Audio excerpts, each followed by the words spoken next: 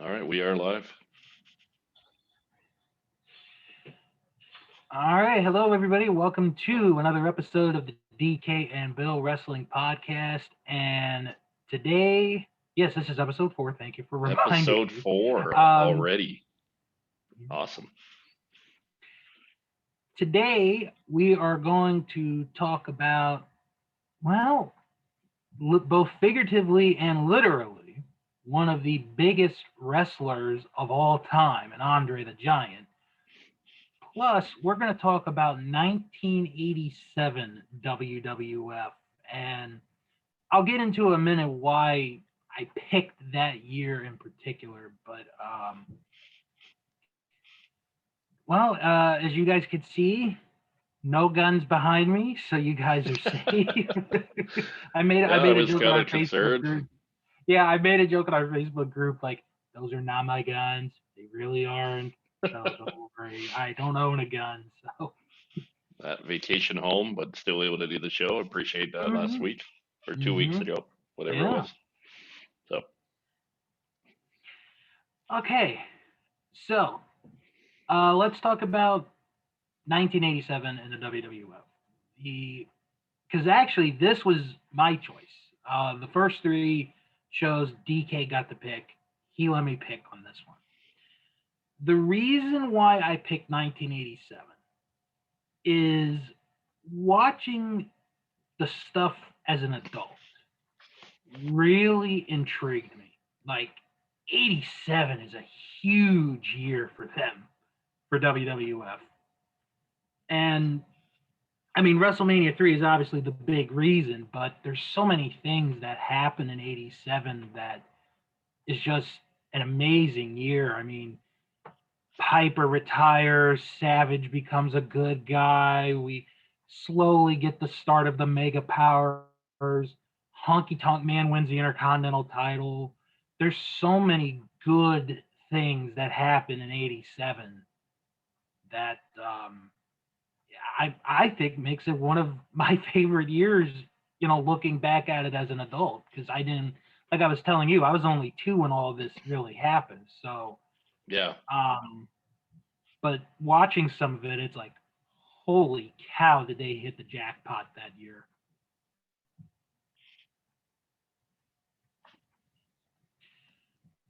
yeah, I So, totally agree with that. Like, it's kind of like when I started paying attention. mm-hmm, Like when I rewatch wrestling, I usually start with Mania 3 when I'm doing like the older yeah, stuff. Mania 1, like it was a big deal because it was the first one, but mm-hmm, I get more excited about 3, and it's not like just for Hulk and Andre. There's like you have like probably the greatest WrestleMania match in history, at least top 3 with Savage and right, Steamboat. right, you got you got like the Hart Foundation.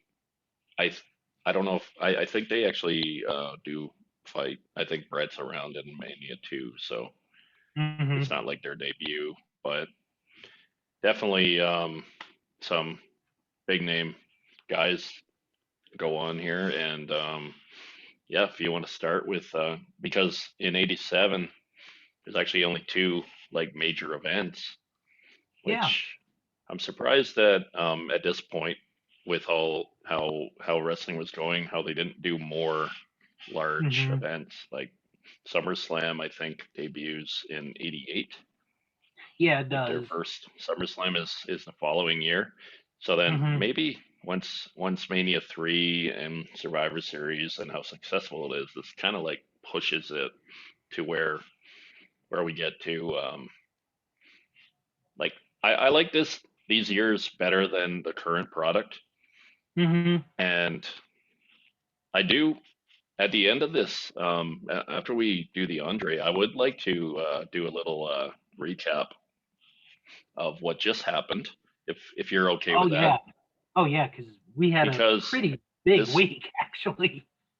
the pay-per-view. Um, well, we'll talk unless you want to talk about it first.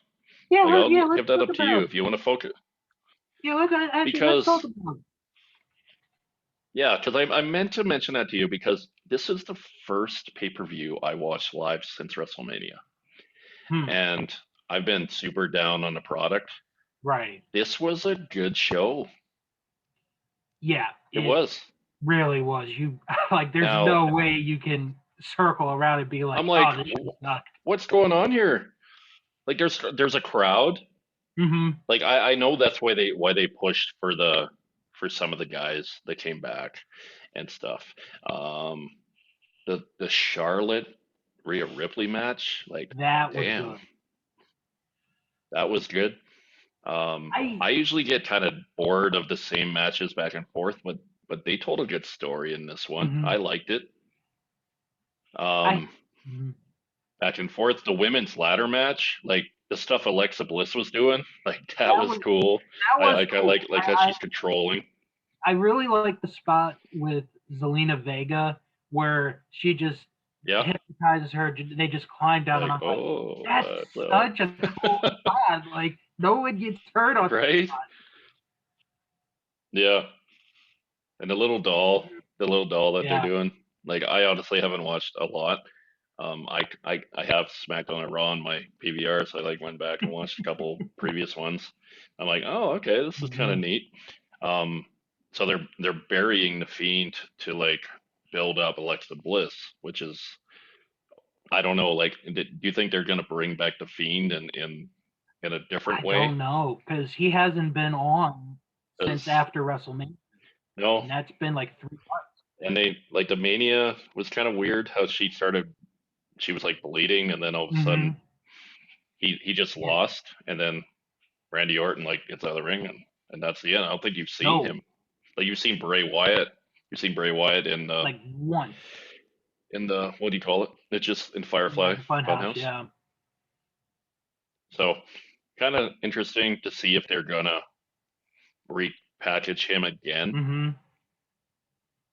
because I think originally when he came out when he was the like Bray Wyatt with the Wyatt family, Vince kind of saw him as kind of like the next Undertaker.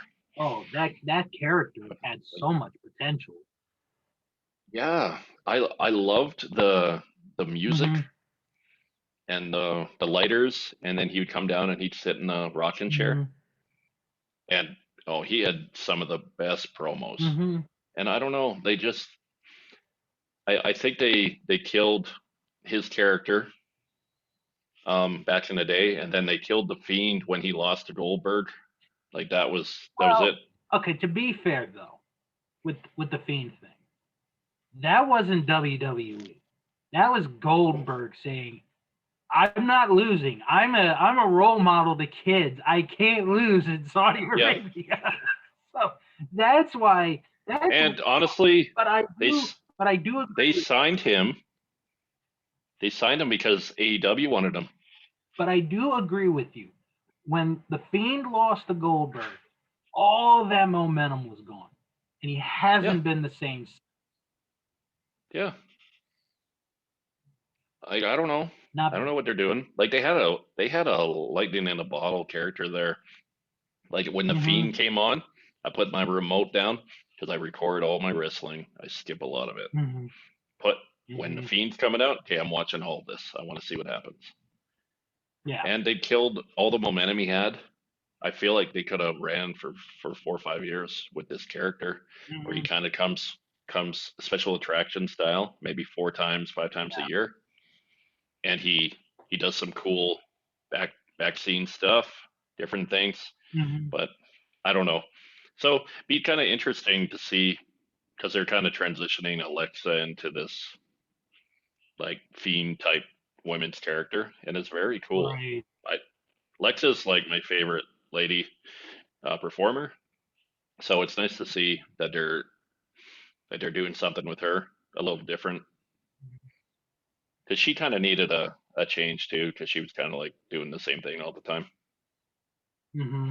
But what do you think of the women's Money in the Bank ladder match? I thought I thought that was a good match. I Yeah, I liked loved it. the creativity to the ending. That Hmm. ending was so smart. And it's Nikki just almost goes like, up like, ah, yeah, what the it's hell? like, why have we never thought of that? We've had like the Yeah, same match for 15 plus years. I've never right, thought of that ending, you know? right. Um, and to be Pretty honest, funny. I I was really hoping Nikki would win because I thought, even before she became a superhero or almost a superhero, she had been Yeah, getting a little bit of momentum on TV because she had beaten Charlotte, she'd beaten Rhea Ripley, and I thought, maybe they're going to do something with her. And then she changes her entire gimmick to be Nikki almost a superhero, and I'm like, what the hell are they doing? And then when you and then and then when you find out it's her idea, it's like, oh, okay, you know what? I'm fine. I can live with it. that's It's her idea. that's funny. And then the Yeah, best the best part and um was the next night because like after she had won, I saw so many posts on Facebook going yeah, like, "Oh, Nikki's gonna lose the briefcase. She's or it's either she's gonna lose the briefcase or she's going to fail in the cash in." And then at the end of Raw this week, when she yeah. does cash in and wins, I was like, "Yeah, yeah, you guys that said you weren't doing to kiss my butt." And Yeah, yeah, yeah. and there was some stat that I saw a couple days ago because I think I think it's still true. Every woman who's ever won the briefcase has cashed in successfully, with the exception of Asuka, but that was because there was a women's title in there, which we didn't know at the time. Yeah, But yeah, right. but Charlotte has been That's amazing. cashed on 3 times now. 3. Well, That's amazing. well, you know what they're doing with Oh yeah. Charlotte, right? They're having her win the title so she Mm-hmm. loses it so she can break her dad's Mm-hmm. record. Oh, Like they're absolutely. already like talking about how many like she always says how many times she's champion. Every time she wins a new title, she always mentions as the number. And I think it's 11 now. So she's 5 away from tying. And the thing with Charlotte, and I'm gonna say this, she's a hell of a talent in the ring. Her Yeah. in-ring skills, I will never take away from her. Her No. promo skill, She's amazing. her promos, she has some good ones, and other times it's just eh. The problem is, Depends on who she's right, battling like though. with her and Becky and her and Ronda Rousey, that was really good stuff. But Yeah. the thing that, It's too bad Ronda couldn't stay longer. yeah, I feel like there could have been some good stuff there. the thing that Charlotte doesn't understand, and this is where I'm like, I totally understand with the fans, and I totally agree with the fans, is how WWE just keeps pushing her and pushing her and pushing her and pushing her. And it's like, Yeah. okay, it's like, we get it. WWE wants Charlotte to have that record, like you said. And it's like, okay, it's probably going to happen at some point. But the thing is, Yeah. She's they unless they she need leaves. they need to like do it in pieces. You Yeah. can't do it all into one and end up having something that might not end up or coming out good. Hmm. I think with Charlotte, I understand, her frustration, but she's got to understand at the same time, it's not her fault. It's No, management's fault, you know. But as long as Charlotte can put on very good matches, but she you does. know, which she does, Can you I will do you remember never the take. last time she had a match that wasn't good? She's probably the Oh best dear in-ring God, performer for women. I would. I probably would put her at the since top. she's Like, probably top 10 easily. I Yeah. don't know. Well, I'd for have to sure, figure top out my 10. yeah. I'd have to figure out my list for women on that one. I'm talking about Um. like currently, Oh, like currently, for yeah, she's work. top five. Oh yeah, she's She top has five. to be. Yeah. Yeah. Oh yeah. I don't. Yeah. So Um. yeah, that was. I, Let's go back to Nikki for a second, because I yeah. like I said, I hadn't watched it in a while, and I'm like, Nikki comes out. I'm like, why is she wearing a mask? Oh, she's almost a superhero. Superhero. I'm like, I'm like, this is great, because like when she was Nikki and she was like the crazy girl, like that was kind of cool too. But she's a good talent, and I'm Yeah. glad that she's getting that push. Now, Yes. my guess is she'll probably lose the title to Charlotte at SummerSlam, and Probably. just give Charlotte that extra title. She might have Right. 17 title reigns by the end of the year, the way Maybe. things go.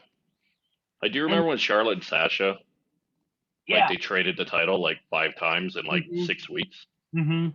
Because Charlotte would always win on pay-per-view because she had that pay-per-view winning streak, Yeah. and then she'd lose on Raw or SmackDown. Yeah. Like no one ever talks about how many times she lost the title. And one thing, Like whatever, man. one So thing weird. I want to point out as well that I actually think WWE is doing great at, and I know it's only been a week since the fans have come back, but I think they're Gotta doing hear a this. terrific job with this. Is not having Becky Lynch come back. Because if you watch that pay per view and you watch Raw, they're chanting her name. And they could have pulled the trigger at any time on either one of those nights to have her come. Well, she was backstage though. Right, That was reported, right? right. And So it's like, did you see what she tweeted? yeah. She's like, "I'm breastfeeding. I'm still the most over woman in WWE." Like when She's hilarious on Twitter. Honestly, you gotta follow her. when she does She's so witty. when she does come back the first time, wherever it may be, Yeah, that pop is going to be so loud because yeah. before It'll be SummerSlam. before she got pregnant, she was their biggest draw. She was their biggest act. No lie. Yeah, I don't mean biggest women, biggest draw. Yeah, like Number one. all in WWE. It was amazing, Yeah, and it was great. yeah. Let's drive Rollins crazy, eh? Hmm. And I just want to mention I just want to mention real quick. We talked about the women's Money in the Sure. Bank ladder match. That men's Yeah, match was in freaking insane. Oh my gosh. yeah. That I thought Kevin Owens was gonna die when he got knocked off that ladder. I know. Like, oh my God, he's like 300 something pounds. Yeah. And it's just The like, things he does, oh, I've loved him for years. I I love him, but like I wish he wouldn't do the stunner because he does it so awful. And yeah, like Stone Cold Steve Austin today can do a better stunner than Kevin Owens. Yeah. I, he's just like he's a bigger guy. It doesn't look natural. He like I don't know. Like it's a good move for him to do with Mhm. his style, but I don't know. I think he loses some credibility for doing that. Yeah. But But I don't know. everybody But yeah, the men's match was everybody in that match was was great. very good. I Yeah. like the women's a little bit better, but Right. yeah. And yeah, I Big E's getting that extended push. I thought it might have ended Mhm. when he was the Intercontinental, but yeah. So um, Big E is he a SmackDown or a Raw guy? Trying to remember The that. SmackDown guy. SmackDown, right? So yeah, I don't see him cashing in on Roman Reigns and winning. Like It's gonna be a maybe while. is there a chance that they would John Cena would win the match at SummerSlam and then Big E would cash in on him? Because this would be John Cena breaking Ric Flair's record. Right, breaking the record. Yeah. So would Um. would they do that to John? you come back, oh, we'll just Big E's gonna cash in on you. I don't think they would, but you never know with WWE. I think that would have to be John's call, honestly. Yeah, By this right. point, I mean, he's done so much for them that I think he would have to be the one to make the call. Yep. So, but And he's we'll have coming to back wait. for house shows too, I heard, which Yeah, is he's coming back good for for I guess him. 4 months, but he's gonna do all the house shows just to boost the ratings. I'm sure he's getting a Good hefty for paycheck John. for it, but so that was, yeah, I was actually entertained for that pay-per-view. And when Cena came out and he didn't even say anything. He just like walked out, Yeah, did the "You Can't See Me" to Roman Reigns. the roof, And Roman actually looks legit surprised that he's there. Like, I don't know, maybe he didn't know that that was going to happen. the roof But could have blown off that arena that night, like literally.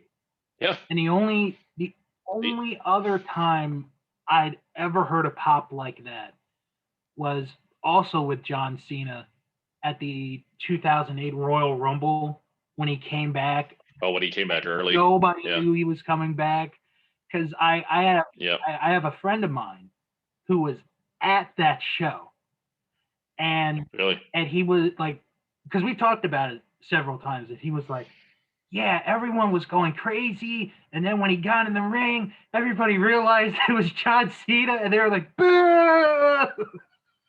I'm like, Like, this is what a that's great one thing about moment. Cena, right? Like, Cena is never boring. He's either getting cheered or he's getting absolutely harassed, but he's always getting reactions. Mm-hmm. And that's what makes him such a great superstar Yeah. for them. Like he was like the Hulk Hogan of the 2000s. Mm-hmm. Like he didn't do a lot in the ring, but he was always getting cheers or boos. Like there was "Let's go Cena, Cena sucks" thing. It was so good. And then when he got older, that's when his matches Yeah, got better. Like yeah, he like when the commentators say that's big match John, that's not a marketing saying. that's It's true. not, that's not No, something to say for he money. he knew. He brought it, like legit. He's Yep. like one of the few that I could think of that when there is a big match, and it's a big event, he brings it. He's really one of the few that I can think of that can legit do that. Hmm. So let me ask your opinion on something here. Okay. You think like you think Edge is sitting there like I came back just to be a jobber to Roman Reigns? Like he lost legitimately at WrestleMania. Right. And then like win the double stack, which I honestly think that they're setting Roman up to be this all powerful, never lose Mm-hmm. guy, and then he's gonna face The Rock at WrestleMania when they can have a full crowd. I feel like that match would have been the last WrestleMania if the crowd was a full stadium and they could have promoted it better. So um, like Edge has lost a few times here without like not illegally or anything. Yeah, I don't know. I'm like, I don't. where does Edge I go don't from here? think You it's. think? I don't think it's feeling like a job or anything. Not a I think jobber, but right. what do you I think? think Where does Edge go after this? Because now it I seems like Cena's coming in and he's going to have a match with right. Roman. Like, what does Edge do? Does he go off and come back at Survivor Series, or does he get I into some think pro thing with somebody else? from watching Money in the Bank and a little bit of SmackDown the previous week, it's looking like they're setting him up for Seth Rollins for SummerSlam. That's what it's Okay, looking like. yeah, And I guess that Rollins would came out and actually attacked him. be a really good match. Yeah, that would be a Okay, really good match.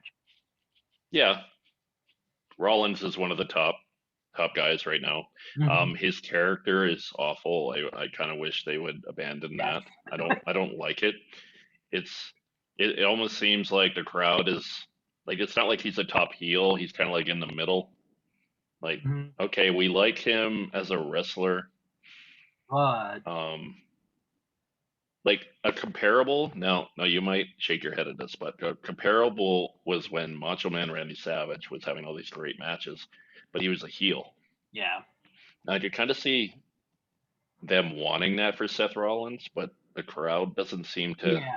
The like they hate fans, him, but they don't really hate him. It's yeah. kind of like that. The fans aren't Um, accepting yeah, but they need, you need heels, you need baby faces, it. Hmm. because Vince doesn't like it when there's two good guys that face each other, which is I always really like those matches because then you kind of don't know who to cheer for. Hmm.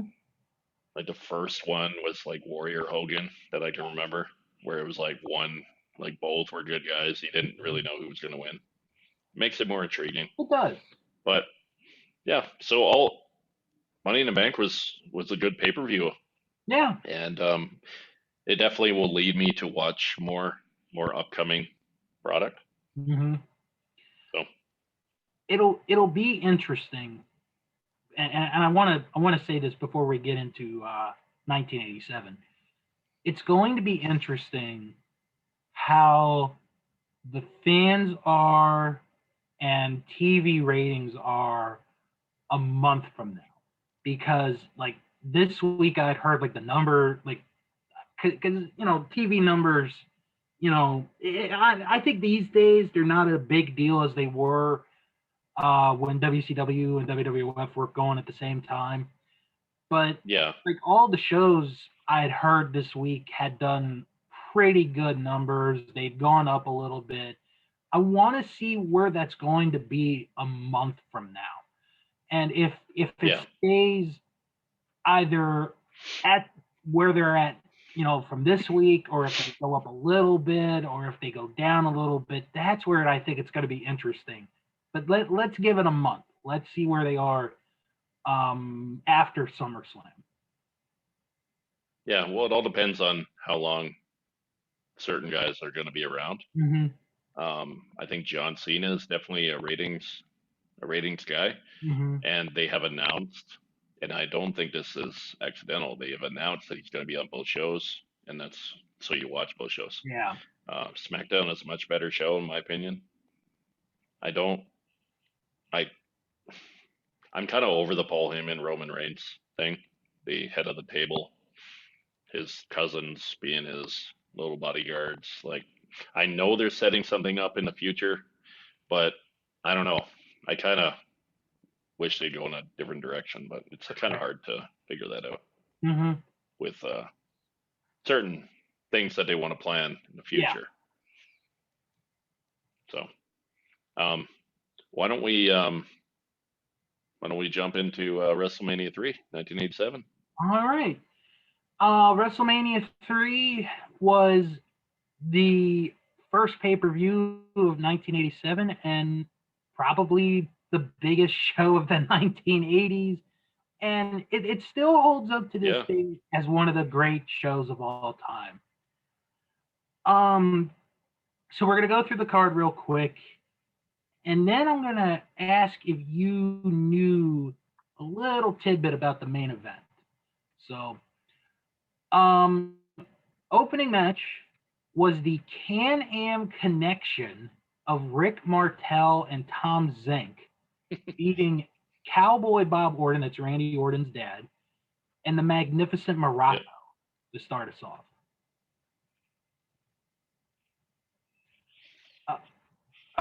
Uh, No, then that's actually a fun little open.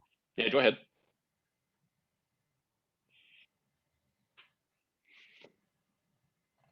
Okay, so then, yeah, Are you I'm still here. there? Okay, sorry, No, it's okay. I lost you for a Ah, second there. all right. Then we had Billy. Go ahead. Then we had Billy Jack Haynes against Hercules. That match ended in a double count out because we needed a match that ends in a double count out. In the 80s, you do. Yeah, you do. Then we have Yeah. a 6-man tag team match featuring midget wrestlers.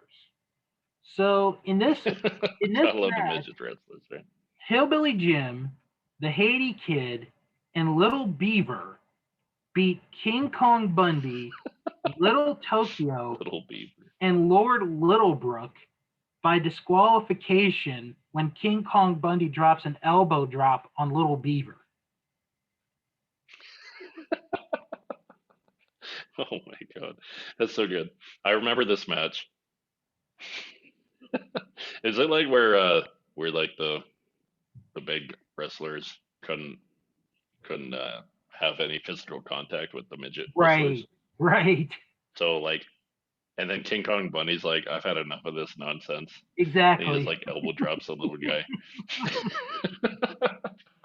I was gonna watch WrestleMania 3 again before we did this show, Yeah, but I never got a chance to doing it because my network has been kind of weird lately. But yeah. I definitely would like to go back and watch this because I remember that elbow, and it wasn't a nice elbow. It Like he really drove him. wasn't. And then Poor what's guy. great, and what's Probably great broke a few ribs. is Bundy's teammates go after him and like, "What the hell are you doing?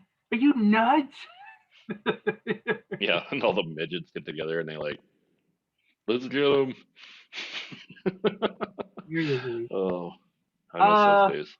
then we had a match where Harley Race defeated the Junkyard Dog, where the crown was on the line. Harley Race at this time was the king of the WWF. Yep, So right. not only, He had to robe too. yep, not only was the crown and the robe on the line, but the loser had to bow before the winner. Yep. Uh, then we had another Oh man. tag match. The Dream Team of Greg Valentine and Brutus Beefcake defeat the Rougeau brothers. And this gets a little interesting because after the match, Greg Valentine, along with his manager Johnny Valiant and Dino Bravo, leave Brutus Beefcake in the ring. Hmm. Wonder what's going to Well, that's not happen. very nice, is it? No, it isn't. Then we had Roddy Piper defeat Adrian Adonis in a hair versus hair match. Uh, this is where Brutus Beefcake comes back out like 10 minutes after, helps Piper wake up, and this is where the beginnings of Brutus the Barber begin. Right Yeah. here. Yeah, this is his where he starts cutting Mm-hmm. hair, We have a which was always yeah. good. Mm-hmm. He always had the big hedge clippers, but every time like he'd like cut someone's hair, he had like these Oh, little there's no way scissors they that were he'd gonna ever bust let him out. use the hedge clippers. I wanted one time, just like Right. get it. Then we have another six-man tag match. The Hart Foundation team up with former referee Danny Davis. They defeat Tito Santana and the British Bulldogs. My favorite moment of the match is Mary Hart from Entertainment Tonight is on commentary for the match. I think Yeah. it's Davy Boy who's gonna do like a tombstone onto Davis, and Mary's like, a Okay. pile driver. Oh no! And then when he hits, he's like, oh no! Oh, guest commentating is like the worst thing that they can do. But Mary Hart wasn't that bad in Wait, this match. yeah, but Uh, then we have Butch Reed defeating Coco Beware. And then we have this little match. It's it's not that no big deal, right? important. Ricky Steamboat defeats Randy Savage to win the Intercontinental title. You know, it's just a Yeah, little. we don't have to talk about that. Just Uh, move on to the real ones. This, Kate, all joking aside, this yeah. is the like top 5 WrestleMania match of all Oh time. my God, yeah. Like it might be the best. Like if you want to go through like your top WrestleMania matches, That would like be that would be a show right there. for me is Shawn and Brett at 12, just because of how long they had to do it and putting that match together is very. I think that was like very hard to put together a Mm-hmm. 1 hour long match, Mm-hmm. and it seemed like it was kind of like setting 3 20-minute matches. Right. Like I love the story that they were telling. Like and then Shawn and Undertaker 25 Yeah, is another really good one. There's a lot of good there really WrestleMania are. Like, matches because that's when guys like that's the Super Bowl for wrestler. mhm. Like So you honestly, wait all year. like What would be your honestly, top WrestleMania match? mine would be Shawn and Undertaker from 25. Yeah. I've like at that time, I never seen a match like that, and I have not seen a match like that since. Hmm. Um, I would actually have Steamboat and Savage. I'm trying to think because it is in my top five. Yeah. I think I'd have to have it at number.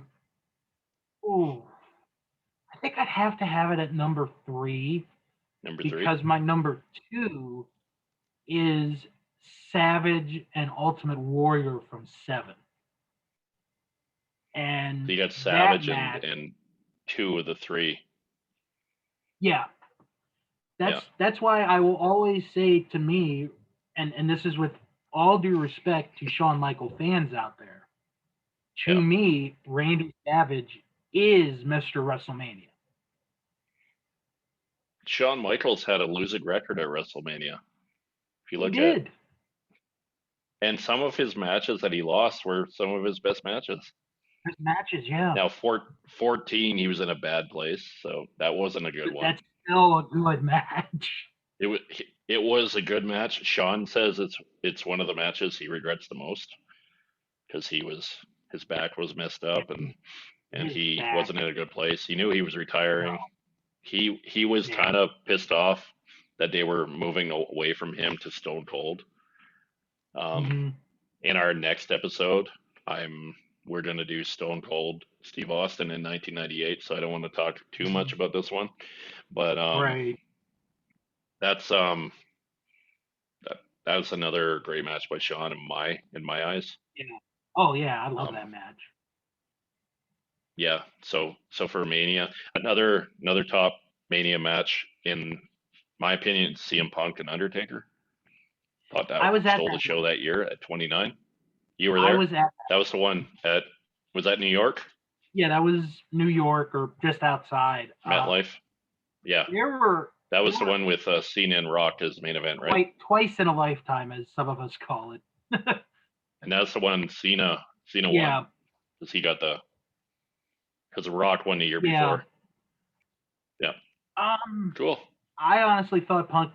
To this day, I still think Punk should have ended the streak, but that's just me. Yeah, if someone's gonna end it, I don't know. Like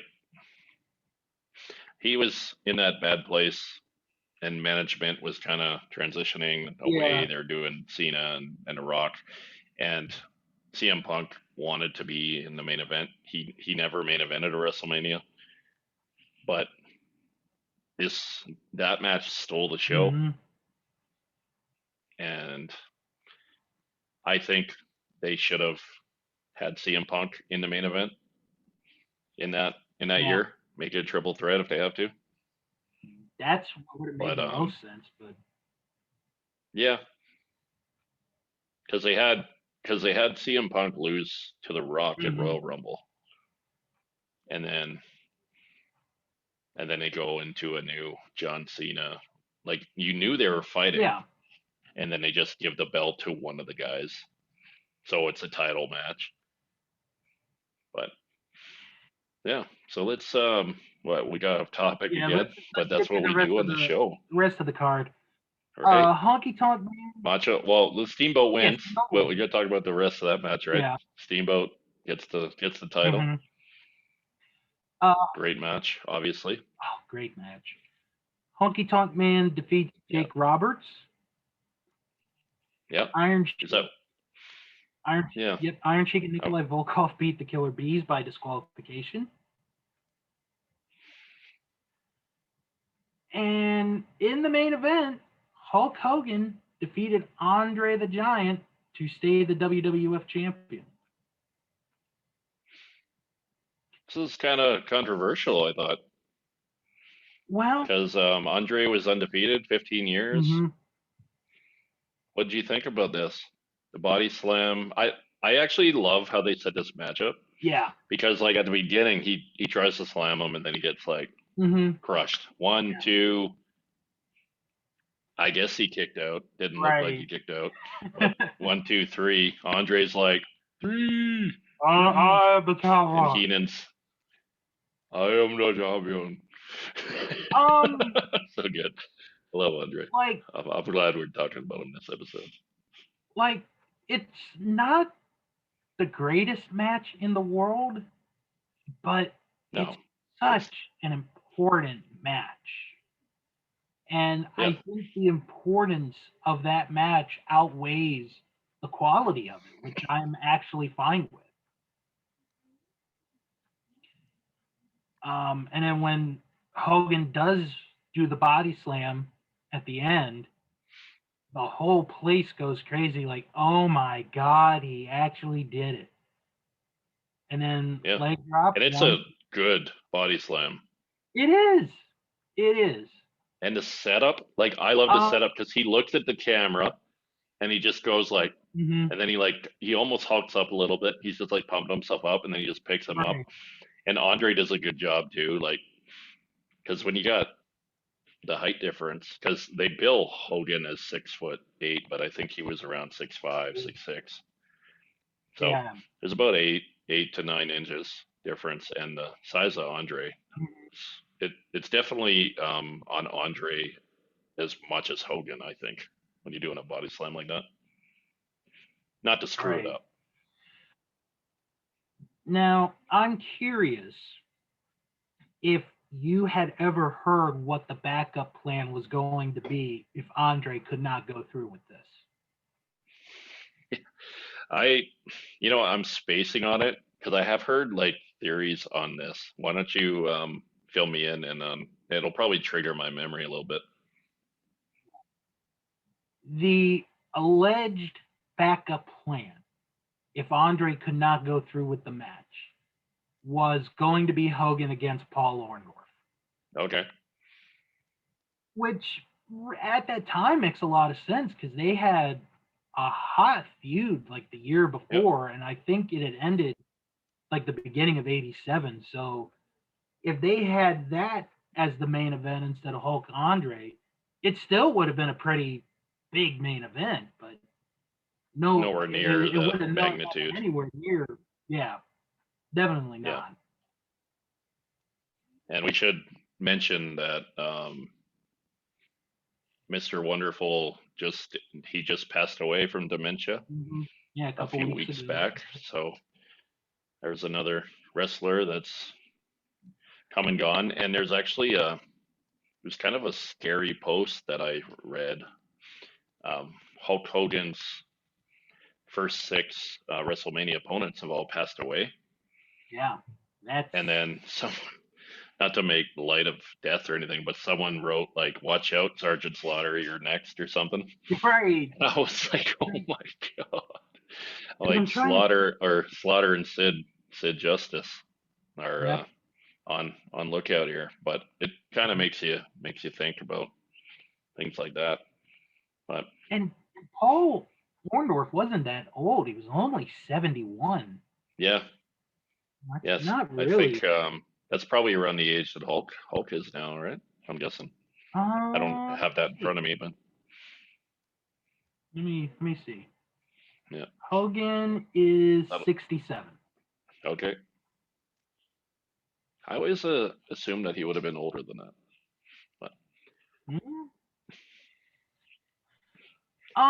So in between WrestleMania 3 and the Survivor Series, the WWF had a King of the Ring tournament. Now, this was not televised. This was a house show, and they did this in Providence, Rhode Island on September 4th, 1987. And I have the entire bracket in front of me. okay. Um, Don't really know the match order, but I don't think it really matters because it's a tournament. No. So we'll go round by round till ultimately we tell you who was King of the Ring that year. Cool. So Randy Savage, all of these are first round matches. Randy Savage defeated Nikolai Volkov. Jim Brunzell defeated Ron Bass. Danny Davis defeated Tito Santana. Really? I wonder how that happened. Yeah. Former referee beats Tito Santana. Okay. I know, right? Yeah. That's Junkyard Dog defeats Islander Tama. Haku defeats Brutus Beefcake. Rick Martel defeats Dan Spivey. SD Jones defeats Sika. And okay, I'd like to have been in the audience for this last match. King Kong Bundy defeats the One Man Gang. nice. How many matches was this? Was it like the whole event was just the tournament? Was it I 16 think so. to start? Because I was listening to all the matches. I'm like, okay, this is a lot of participants in this. Yeah, it's 16 people. Okay. All right, so now we go to round 2. Randy Savage defeats Jim Brunzell. Danny Davis defeats the Junkyard Dog. I don't know how he's doing it. Could be the Danny Davis must have like here. brass knuckles or something in his tights. Like, come on. Really? Haku and Rick Martel went to a double countout. Oh, and no. King Kong Bundy defeated SD Jones. So, because of the double countout, King Kong Bundy goes right to the finals of this tournament. Yep. And we only have one semifinal match, which is Randy Savage beating Danny Davis. The Cinderella run is over. Yep. So close. That Savage and his creative control just takes Danny Davis right out of the tournament. Oh, okay, so we did a Macho Man show. How did we not talk about his King of the Ring? I don't know. We missed it. I didn't like Danny Davis. I didn't think he was that good, so I defended him. Yeah. And then you do some good wrestling voices. And then the finals of the tournament, Randy Savage defeated King Kong Bundy to be King of the Ring. Okay, well, let's talk about who had the better elbow drop, King Kong Bundy or Macho Man. Oh, because King Kong Bundy took out that midget. Remember, Randy Savage. If you go back 5 months. But Randy Savage could do it, and like he'd have so much airtime. I'd have. Savage. Yeah. Obviously, it was kind of a sarcastic, rhetorical question, but I remember him doing the drop on the Little Beaver, I believe his name. Yeah, we just. Now, here's hoping that in the next WWE game, Little Beaver is a playable character. Because I would like to do a story mode with Little Beaver. But that's, They should have done that when they had Hornswoggle. Yeah, right? That would have made a lot of sense. Hornswoggle. Is he going to be in AEW? They got everybody else. I don't know. I'm gonna say no. Are these Daniel Bryan rumors true about him going there? I'm glad you brought that up because I'm kind of like it could happen, but I'm not like so sure. Yeah. So CM Punk too, but yeah, we'll see. I'm kind of like in a wait and see kind of position. They could sign Daniel Bryan and CM Punk and then have them face each other, and it'd be the #1 pay-per-view like ever purchased. Mm-hmm. Right? Wouldn't it? Those two guys showed up. That would be unbelievable. right? Hmm. Like I've ordered pay-per-views to watch fat ass Chris Jericho wrestle because it's Chris Jericho. Right. And yeah, I don't think he's on the level of those other two guys that I just mentioned. For if they if they showed up. Like Daniel Bryan's been wrestling, so it wouldn't be as a big a deal as a CM Punk Hmm. showing up, which I think he's fine doing his own thing, collecting. I don't know. He's probably still making money on from the settlement Right. and different or not jersey sales, but um, memorabilia and stuff like that. So he's probably good. He doesn't have to do it. It'd be kind of cool to see him, but Well, see what uh, happens. one more show for 1987, the first Survivor Series.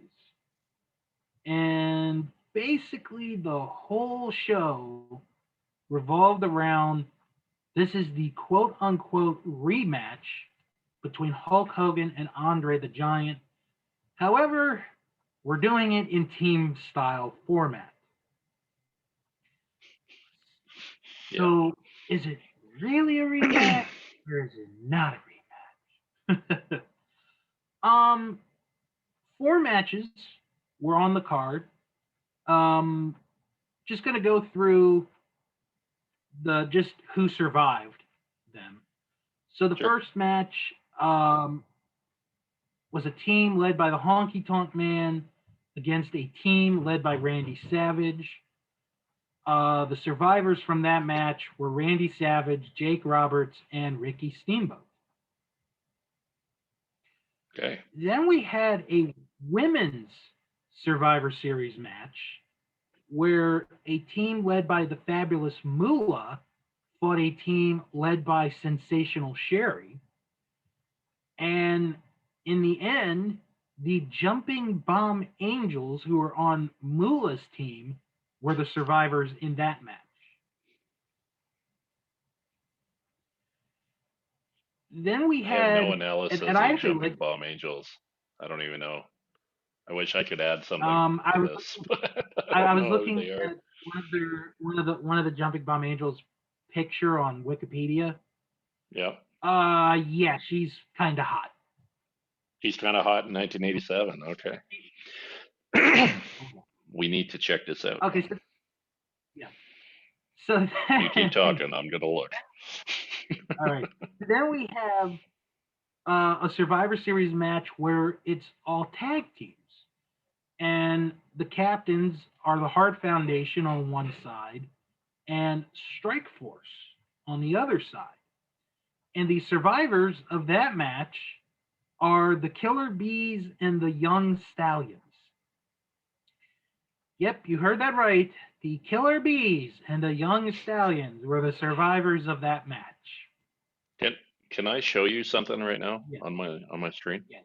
Now, I don't know if you'll be able to see this or not, but okay, where am I going?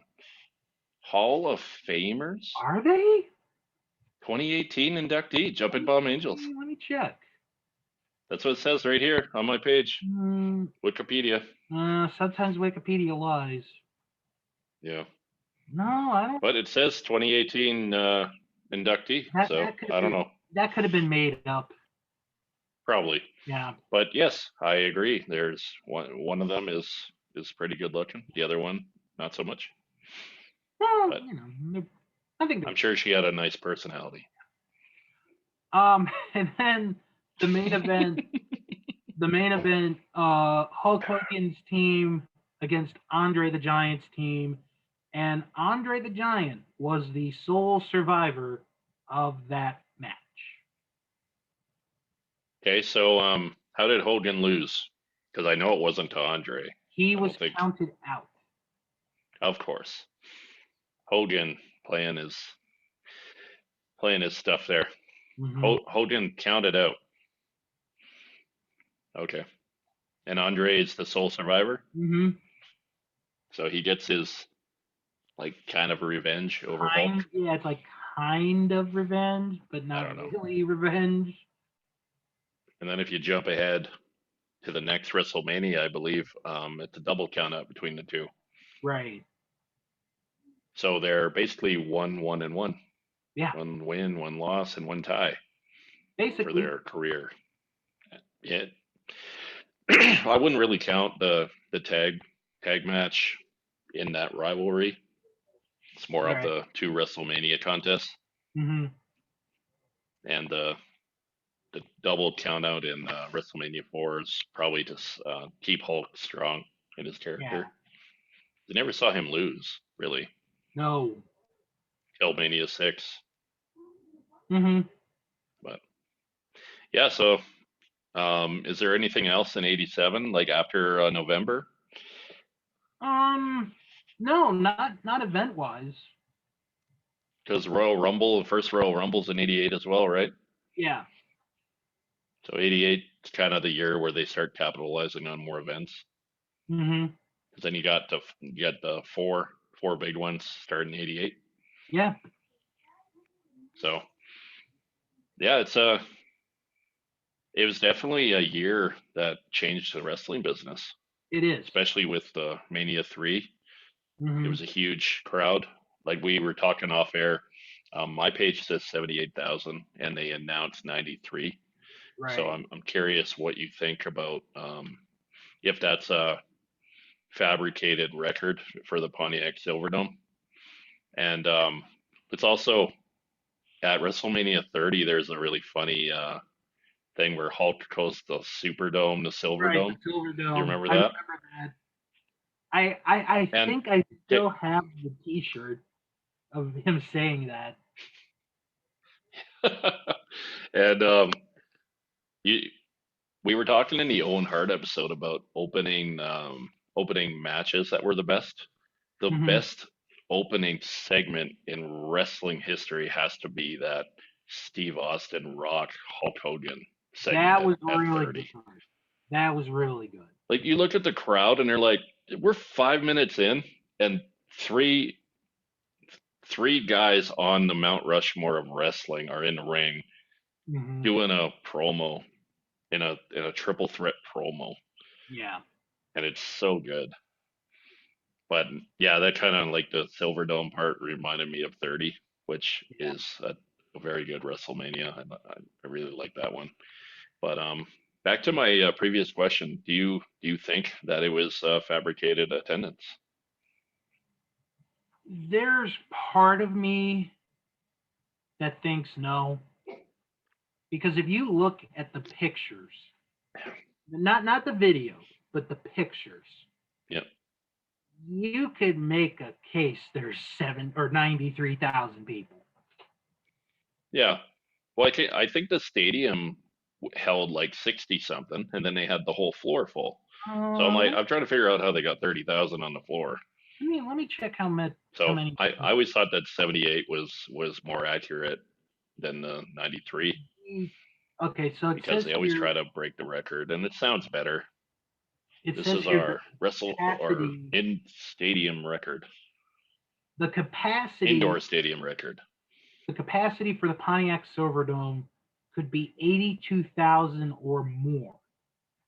For a football game, it would hold up to 80,000. Yeah. Okay. So So then you could add 13 on the yeah, floor I think you if could. you, so we don't know. It doesn't matter. It's Right. still one of the biggest be, before WrestleMania 32. It was the biggest Hmm. WrestleMania. Sky Dome was big too. I always enjoyed the stadium Right. pay-per-views, and actually we have one. SummerSlam's going to be at the Las Vegas Yes.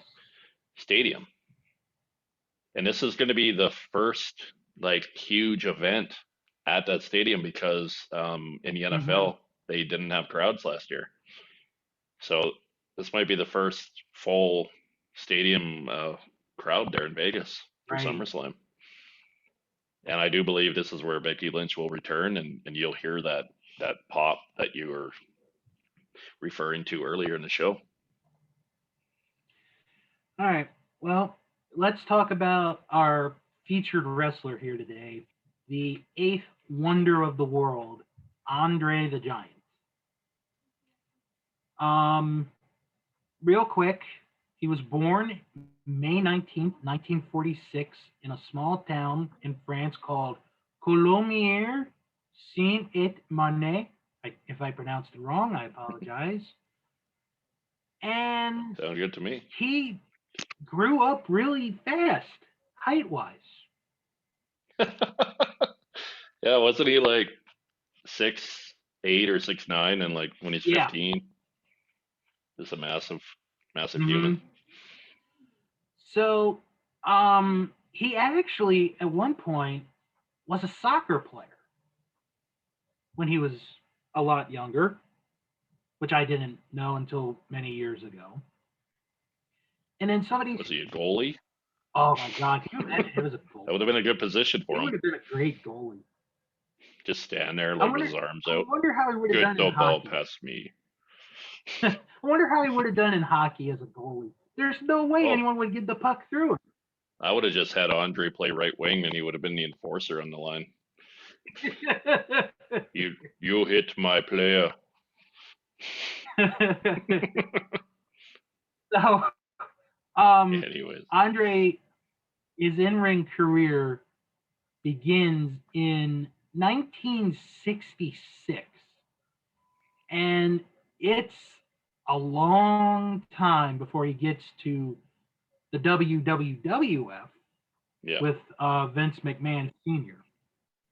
So he gets there in 1973, and he is a fan favorite right off the bat and becomes one of the most recognizable figures throughout not only the 70s but the 80s as well.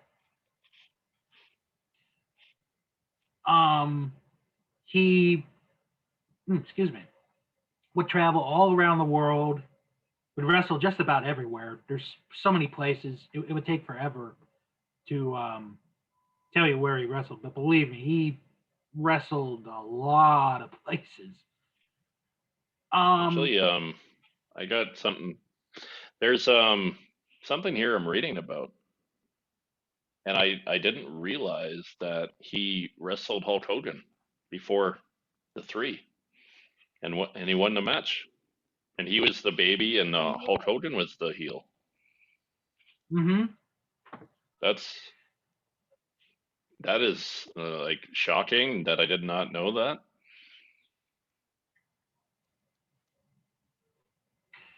Um, so eventually, um, by the time they get to the mid '80s, WrestleMania is happening. Andre's still a big draw, but Yeah, in '86, he leaves TV for a while because he is working on a movie, and this little movie would end up being The Princess Bride.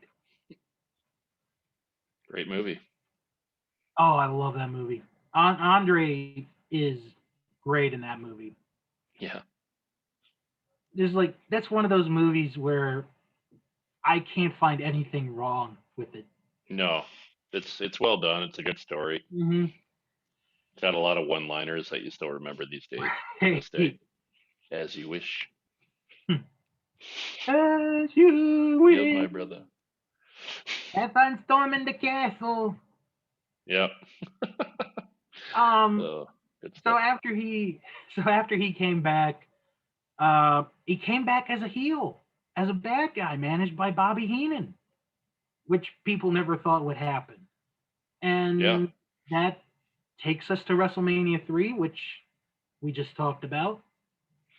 Um, and then until about WrestleMania 6, Andre is a bad guy. Yeah, he spent And about 3 years of yeah, being a heel. he's actually good. He's a good heel. Yep. Um, so towards the end of his run, he would team up with Haku, and they would be the Colossal Connection, and they would defeat Demolition to win the tag team titles and would hold the belts until WrestleMania 6, where Demolition won them back, and Hmm. Andre quit the family after Bobby Heenan slapped him across the face, which you never do. You never upset the Giant. No, you don't slap Andre the Giant. No, you don't. Still Um, terrifying seeing the look on his face. Like, oh, so really, for the rest of the time, Andre never wrestles in WWF again because he had a knee surgery and he never got to wrestle again in WWF. Now, I want to see if you know this, and this might surprise you in what I'm about to say. His last appearance on a wrestling show was not on a WWF show. His okay, last televised appearance was on WCW's Clash of the Champions 20. really? And yeah, and the because I've seen this clip because it's like the 20th anniversary of wrestling on TBS and they're having this Yep. celebration and Andre the Giant is interviewed on that show very briefly. And that is the last appearance he ever makes on television in the United States. Hmm. Sadly, we would lose Andre the Giant on January 28th, 1993, where he passed away from congestive heart failure in his sleep at a Paris hotel while he was there to attend his father's funeral. Yeah, yeah. Um, It's Andre the Giant, Andre the Giant would end up being the very first inductee into the WWE or what is now WWE Hall of Fame. yeah. It was a great career. I Mm-hmm. he set the standard for giants. Excuse the pun, but for giant Right. guys like the Big Show and similar guys like that to um to become wrestlers. And yeah, and like he couldn't move too much like in his No. WWF days. Like a lot of people go out there and they say, well, Big Show is a much better wrestler because he can move around and stuff. And I don't know, I just like because Andre was kind of like the first big giant. Mhm. I kind of hold him a little bit higher up Yeah. than some of the other guys, like Paul White, Big Show, or whatever you want to call him. Well, Andre had this condition called agromegaly. I guess that's how you pronounce it. And basically, it's your body continues to grow Yeah, and you don't stop growing. And fortunate for Big Show, they were able to find a way to stop his growth and take out like I think they said it was like a tumor in there yeah, that made him grow. So, um, but yeah, I mean Andre, like you say Andre the Giant. You don't. That's the thing with Andre. I've always found fascinating is you do not have to be a wrestling fan to know who Andre the Giant is. no, he's bigger than the sport. Yeah. He's he's the eighth wonder of the world, like his moniker. Did you ever see the documentary from HBO a few years ago of Andre the Giant? Yeah, it's extremely well done. One of the better wrestling Yeah, docs out there. it's a sad one too. Yeah, Oh, it's a sad one. yeah, because he was in pain like his whole adult life. Like Hmm. like people say how impressive it is, like how many beers he can drink. Like Ric Flair said he had 108 beers one sitting. But Oh yeah, like and then if there's a picture out there where he's holding like a mostly Canadian beer can, and it mm-hmm. looks like a tiny little mini can because how big he was. Does. It And really does. but there's the reason he was doing that is because he was in pain, and Yeah. alcohol and probably some medications was the only way he could kind of continue to Mm-hmm. move around and live the life he did. Like Yeah. the sad like I'm sure traveling was brutal for this guy. Oh God, yeah. And I don't believe they had a chartered jet like they have now. Like Mhm. this is you're probably sitting in coach. You Yeah. got three seats to yourself. You gotta find a place to sit down. It's probably tough on definitely tough on him. So it's an incredible career for like it's not a short career, but from what Yeah. you can see on video and stuff, you see him, I against Big John Studd, and then he has the heel run with Hogan, and then that's kind of he turns into the tag team, and then he's kind of like gone from the picture. I will mention one funny Andre story that I heard. Bobby Heenan told this story many years ago. So, as DK mentioned, Andre liked to drink. Yeah. So Andre is on a plane with Bobby Heenan, and the stewardess asks Andre, would you like something to drink? And he asks for a screwdriver. So the waitress Yep. goes back. She comes back to Andre, and she gives him a screwdriver. But it's not a screwdriver to drink. It's an It's a actual screw. screwdriver. Here you go. So, That's funny. so Bobby, so Bobby then pulls the stewardess over, and he's like, "Ma'am, what are you going to do if he asks for a Bloody Mary?" It's such a great story. So Oh my waitress, god. he asked for a screwdriver, and she's a waitress. Like you got to assume that means a Yeah, drink. yeah. He's Like like, I don't know. That's kind of funny. okay, here. Oh boy. Yeah. Well, this has been a fun episode.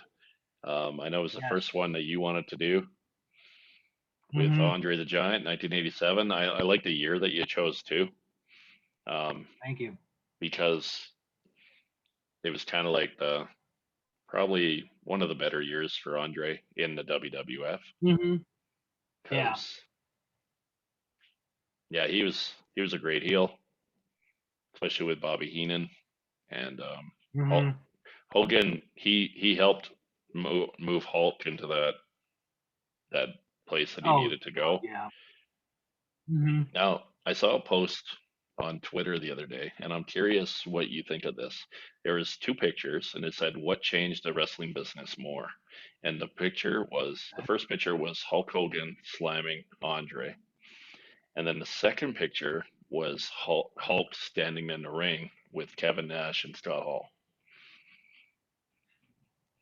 Ooh. And I was like, I don't know the answer to this question because I don't now think Hulk there slamming is an Andre, answer to that. that was the golden era, but I think I gotta go with NWO on this one.